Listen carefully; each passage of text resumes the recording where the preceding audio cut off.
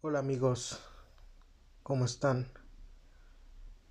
Quiero hablarles de uno de los libros más importantes que se hayan escrito jamás. En español se llamaría La Lamentación de Babilonia, de David Astle. Dicho libro trata de contar que desde la antigüedad hay una conspiración por parte de banqueros privados para el control del mundo. Como tal, habla de esa historia. Y esa historia es muy curioso que es prácticamente la misma que la historia del dinero. Entonces es un libro muy interesante. Estaré subiendo el libro traducido porque hasta ahorita no, que yo sepa, no se ha traducido. Aunque pues lo pueden encontrar en internet y traducirlo con el traductor, ¿no? Y yo creo que vale mucho la pena porque es un libro de verdad muy importante. Como a modo de sinopsis, se podría decir que en la antigüedad, en las ciudades-estado de Mesopotamia, durante miles de años, la distribución de los excedentes de los almacenes de cada ciudad-estado se llevaban a cabo con leyes establecidas, ¿no? Leyes que decían que derivaban su origen del dios de cada ciudad-estado, ¿no? Cada ciudad-estado tenía una deidad que la representaba, ¿no? En su mitología y en, y cada una de sus leyes pretendía tener, digamos, cierta inspiración divina y en parte había las leyes para la distribución de los excedentes de los almacenes de las ciudades-estado. Entonces, y dichas leyes se escribían en arcilla, ¿no? O sea, está registrado que así se escribía en arcilla y eso marcaba cómo se debían de distribuir los excedentes a los ciudadanos de acuerdo a pues el lugar que ocupaban, ¿no? En la pirámide de la vida. Entonces, así pasó por miles de años. Cada ciudad-estado que tenía su dios, se hacía su propia mitología, ¿no? Creaba, digamos, su propio dios que lo hacía patrón de su ciudad y a la vez, o sea, a la vez que creaban sus dioses, también creaban sus leyes, ¿no? De la distribución de los excedentes y los reyes y los sacerdotes, principalmente el rey, era visto como el, pues, como alguien puesto por Dios en la tierra, ¿no? Para hacer cumplir su ley, ¿no?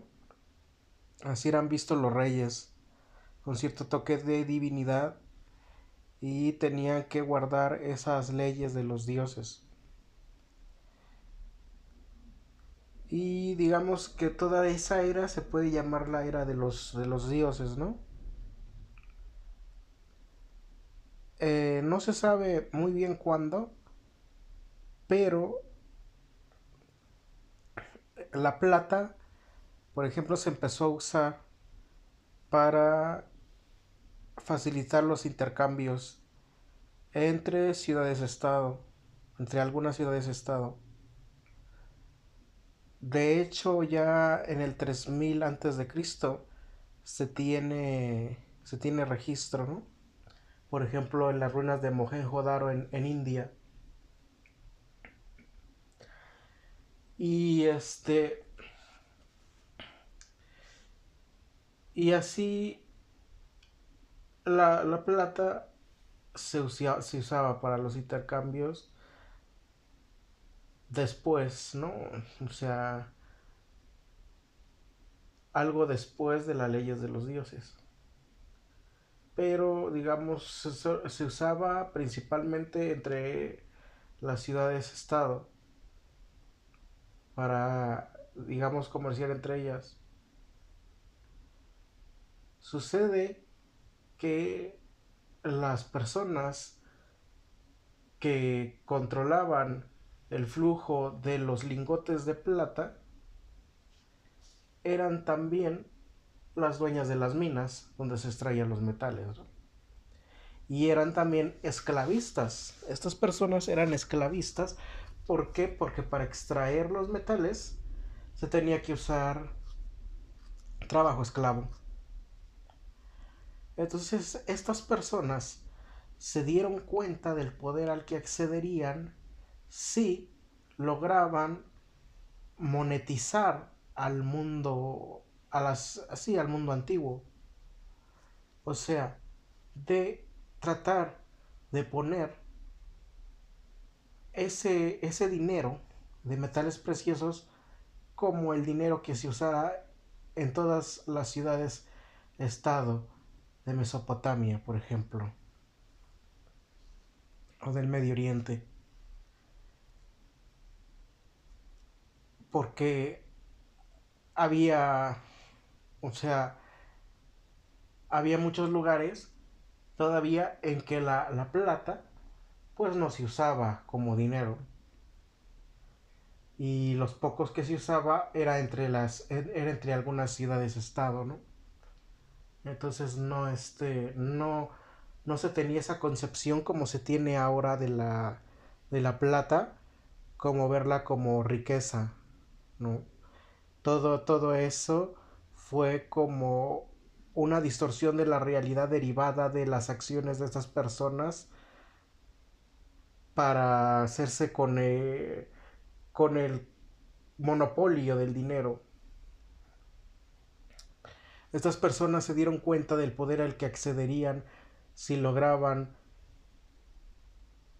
imponer, imponer la plata como el valor como la unidad de intercambio entre varias ciudades, estado o varios países. Así que fue poco a poco que estas personas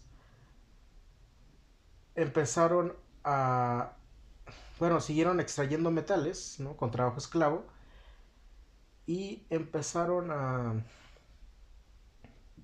poner ese dinero para o sea, esas monedas de plata como dinero ya no solamente entre ciudades-estados, sino entre individuos, entre personas.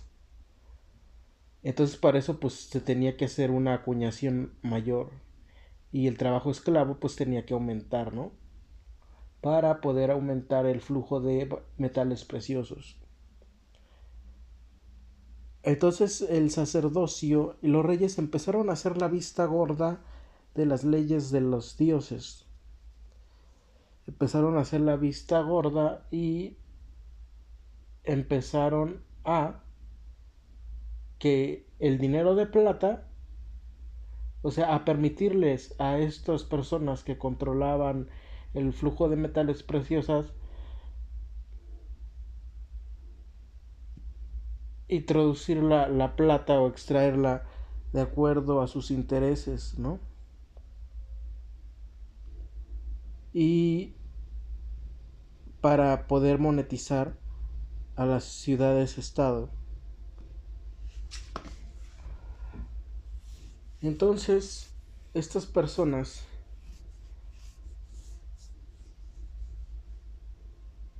fueron también fabricaban armas. O sea, con los metales de las minas no solo fabricaban monedas, sino también armas. armas que después vendían a otras ciudades-estado para que se para armarlas, ¿no? Dándole las mejores armas a cambio de dinero, en plata, claro, y a cambio de esclavos, para poderlos a trabajar en las minas y seguir extrayendo plata, para seguir cumpliendo su ambición de monetizar al mundo antiguo. Así poco a poco fueron monetizando a todo el Medio Oriente. Poco a poco estas personas fueron responsables de el auge de las civilizaciones y también de su declive. Porque es que el dinero, no solo la inteligencia, es el dinero el que pone en juego las fuerzas intelectuales y estas a su vez, puestas por las fuerzas físicas, crean la civilización. Pero sin el incentivo del dinero, la energía humana simplemente no puede ser puesta en marcha para crear las civilizaciones tal como las conocemos. Pero también después fue el mismo dinero el que marcó la ruina de todas esas ciudades-estado con guerras interminables para seguir manteniendo el flujo de plata, porque se necesitaban guerras para extraer esclavos para que pudieran extraer los metales preciosos.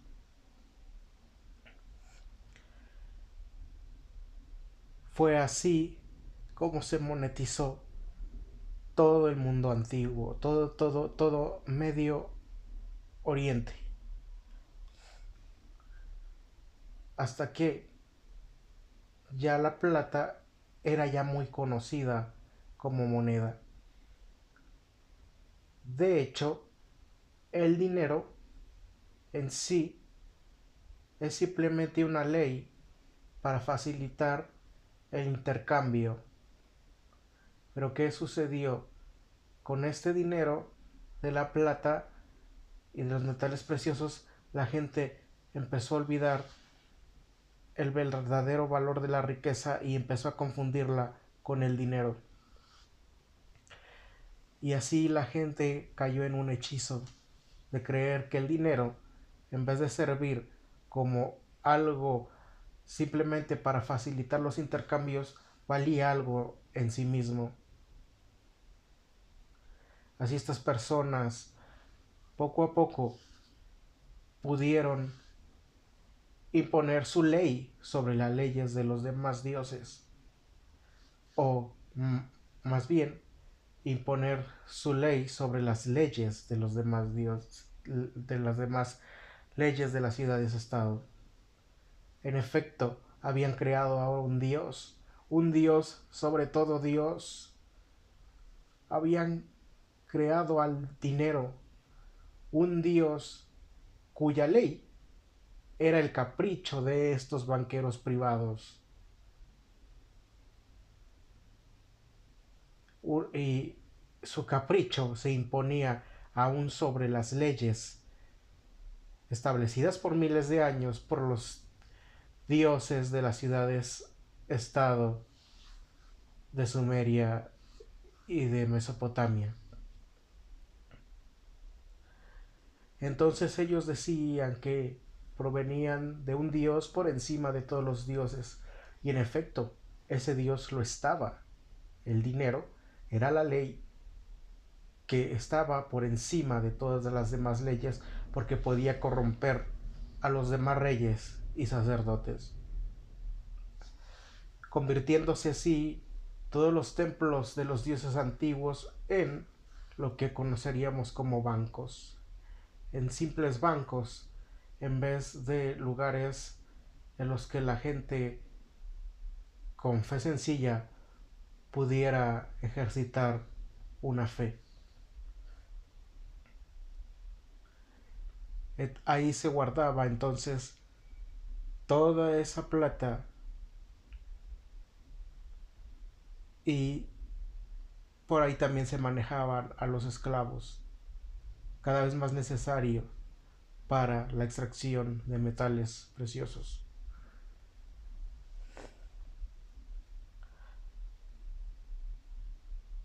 Es interesante ver todo esto. Después, estos banqueros privados pasarían a su siguiente presa, Europa, y entrarían por Grecia. Grecia ya había tenido cierto auge con el dinero en la era micénica, hasta que llegaron los dorios, un pueblo indoeuropeo, al igual que los micénicos, y llegaron e impusieron su sistema de vida.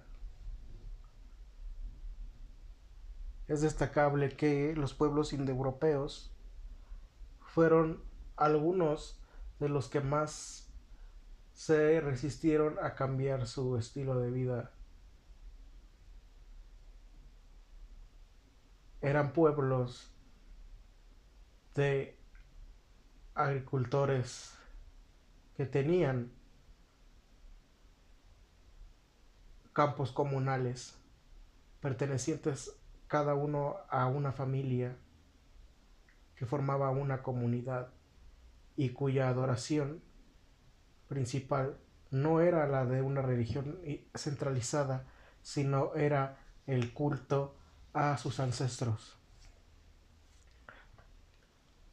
Gente que valoraba su libertad individual, la libertad de su casa, por encima de la de un gobierno. Gente guerrera. Así eran muchos pueblos indoeuropeos. Cuando llegaron los fenicios, que ciertamente eran confederados de aquel poder monetario antiguo, introdujeron el comercio. Poco a poco, los pueblos dóricos y iónicos se dejaron también llevar por el comercio.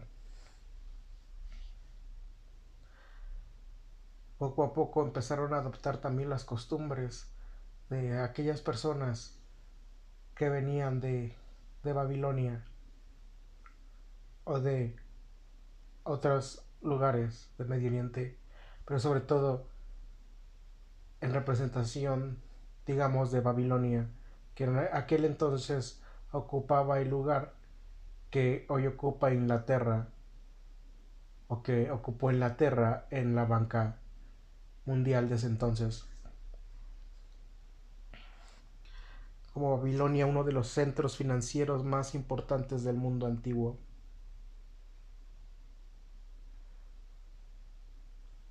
Poco a poco los griegos también cayeron en ese hechizo de ver al dinero como riqueza en sí misma.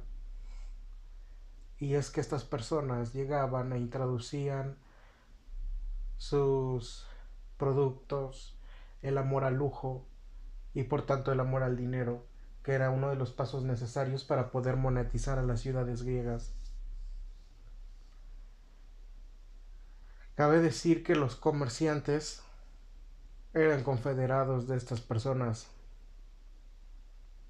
eran confederados de aquel poder monetario internacional antiguo. Así se llegaba y se ponían prestamistas también y se traducía al lujo.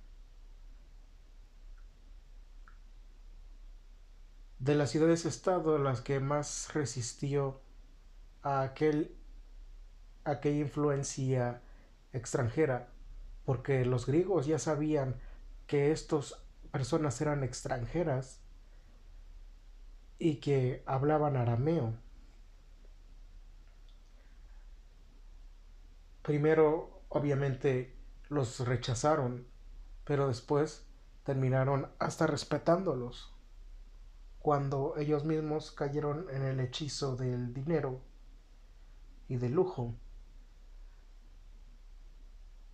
Y fue también gracias a ese auge económico impulsado por esos extranjeros que se pudo crear ciudades tan impresionantes como Atenas,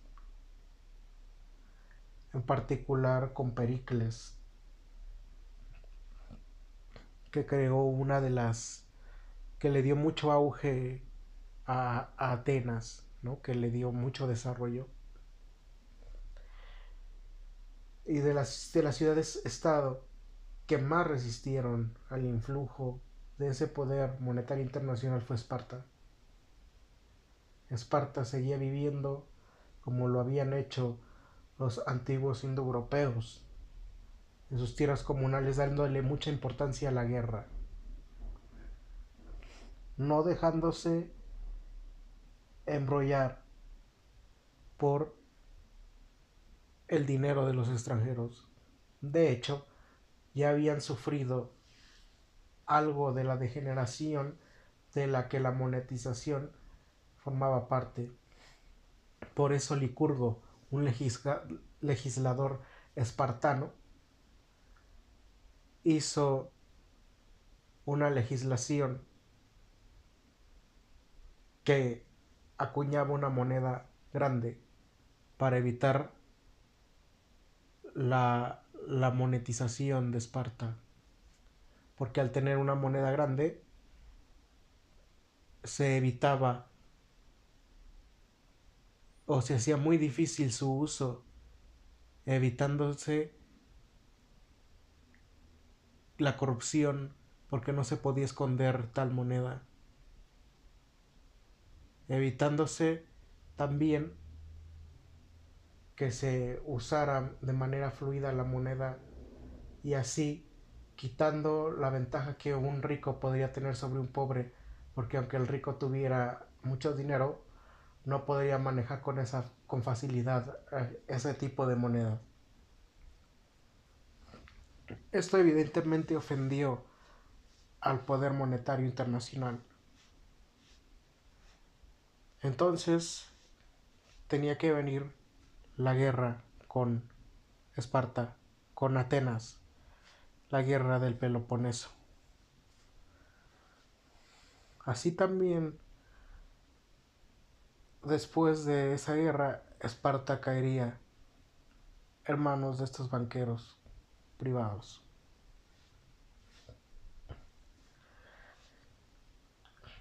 Antes de eso, Lidia funcionaba como hoy es la Suiza en tiempos modernos. Creso de Lidia fue un rey que quiso nacionalizar la riqueza de su país, quiso nacionalizar las monedas de plata de su país, pues ahí se hacían muchos depósitos, como en el caso de los asirios, cuya guerra debió de haber llevado mucha plata de todo el saqueo, especialmente de Egipto. Entonces Creso quiso quedarse con ese dinero y usarlo él mismo, quizás traicionando al poder monetario internacional que lo había puesto, porque ya el poder monetario desde entonces ya ponía reyes como la cara visible y detrás se escondían ellos, ponía tiranos para que estos llevaran la monetización de las ciudades o de los países. Detrás de cada tirano se escondía el banquero.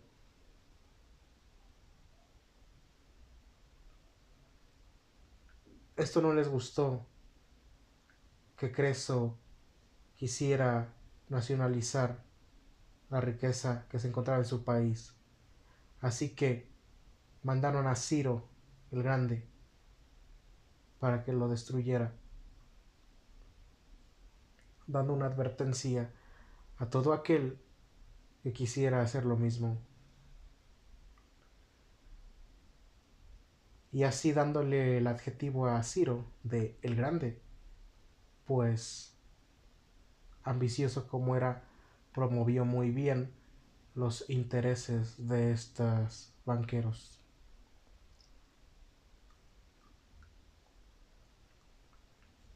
Con Atenas, por ejemplo, cuando se estaba construyendo, interesaba que se creara, interesaba crear una ciudad espectacular. ¿Por qué? Porque eso requería trabajo. Y ese trabajo en la ciudad sacaría a los campesinos del campo y los llevaría a trabajar en la ciudad.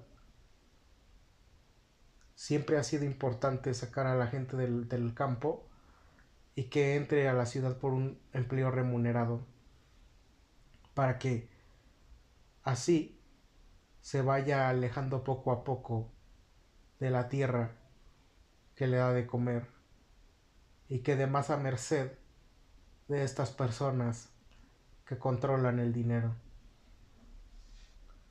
Una vez que estaban terminados los trabajos, esa gente se quedaba prácticamente sin hacer ya nada y por tanto sin recursos.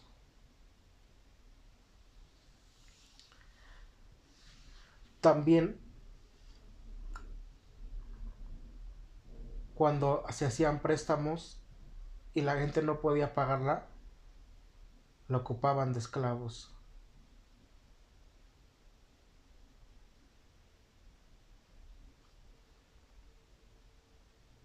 Y cuando había una guerra, se recurría a la rapiña para extraer los metales preciosos, arrancándola de las orejas de las mujeres muertas, de las armas de los soldados vencidos,